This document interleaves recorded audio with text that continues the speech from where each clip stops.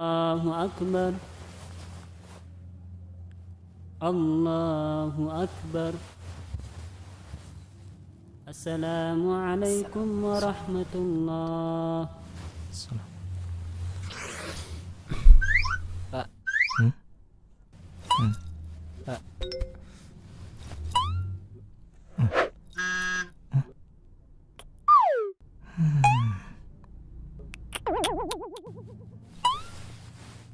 Pak.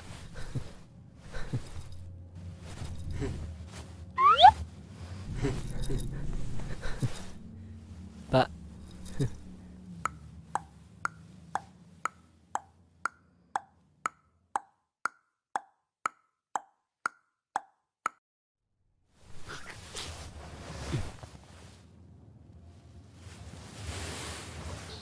Anda bisa perhatikan apa yang dia lakukan. Allahu Akbar. Allahu Akbar. Assalamualaikum warahmatullah.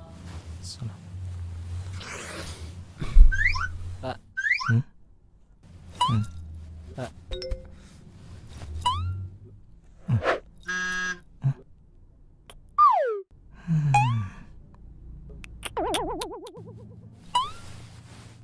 Pak.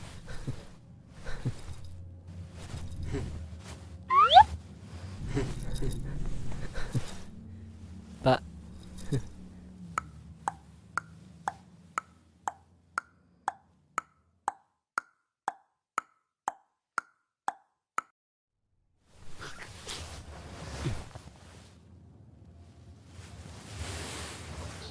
Anda bisa perhatikan apa yang dia lakukan. Mengganggu bukan? Semua orang tahu itu mengganggu. Karena dalam Islam kita tidak pernah diajarkan untuk bersalaman selesai melaksanakan sholat. Namun salaman yang diajarkan dalam Islam adalah salaman ketika ada dua orang muslim yang saling bertemu. Dalam hadis dari sahabat Al-Barra bin Azib radhiyallahu anhu, Rasulullah sallallahu alaihi wasallam bersabda, "Ma min muslimaini yaltaqiyani fayatasafahani illa ghufira lahuma qabla yatafarraqa." Apabila ada dua orang muslim yang mereka bertemu, kemudian saling berjabat tangan, maka dosa-dosanya akan diampuni sebelum keduanya berpisah. Ma min muslimaini yaltaqiyani fayatasafahani illa ghufira lahuma qabla yatafarraqa. Apabila ada dua orang muslim yang mereka bertemu, kemudian saling berjabat tangan, maka dosa-dosanya akan diampuni sebelum keduanya berpisah. Hadis diriwayatkan oleh Abu Dawud. Karena itulah Rasulullah SAW mengajarkan kepada kita agar selesai salat langsung beristighfar, memohon ampun kepada Allah Subhanahu wa taala, dilanjut dengan membaca zikir dan bukan salaman dengan kanan kiri jamaah.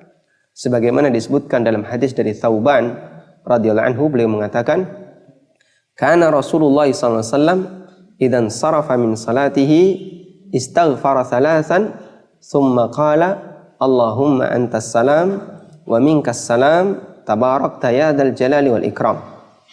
Nabi sallallahu alaihi wasallam setiap kali selesai salat, beliau beristighfar 3 kali, kemudian beliau membaca Allahumma antas salam wa minkas salam tabarakta ya dzal jalali wal ikram. Bagaimana cara ucapan istighfarnya? Pernah ditanyakan kepada Imam Al-Auza'i, salah satu perawi hadis ini. Lalu beliau mengatakan, al-istighfar taqul astaghfirullah, astaghfirullah. Cara beristighfar adalah engkau mengucapkan astaghfirullah, astaghfirullah. Hadis riwayat Muslim. Hadis diriwayatkan oleh Abu Dawud.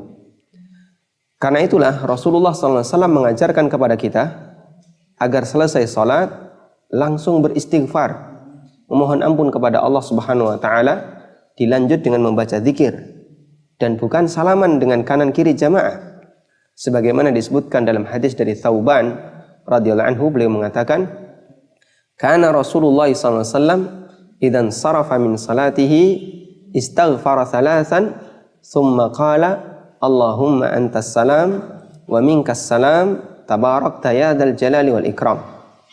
Nabi SAW setiap kali selesai salat, beliau beristighfar 3 kali, kemudian beliau membaca Allahumma antas salam wa minkas salam tabarakta ya dzal jalali wal ikram. Bagaimana cara ucapan istighfarnya? Pernah ditanyakan kepada Imam Al-Auza'i, salah satu perawi hadis ini. Lalu beliau mengatakan, al-istighfar taqul astaghfirullah, astaghfirullah.